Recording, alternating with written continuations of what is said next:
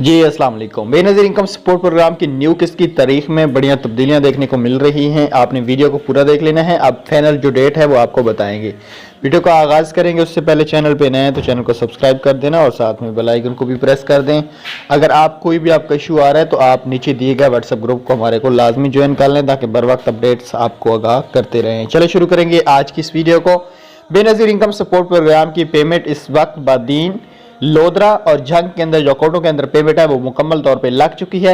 इस वक्त वेबसाइट भी तैयार है। हो सकता है आज या कल किसी भी time Benazir income support programme की किस्त इन जिला में चल जाए। उसके अलावा बाकी जो कुछ डिस्ट्रिक्ट हैं उनके अंदर अभी बेनज़ीर इनकम सपोर्ट प्रोग्राम की किस्त बिल्कुल भी नहीं चली।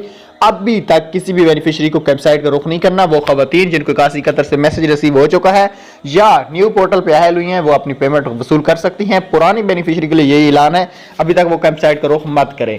उम्मीद है हमारी वीडियो पसंद आई होगी। Thanks for watching. अल्लाह।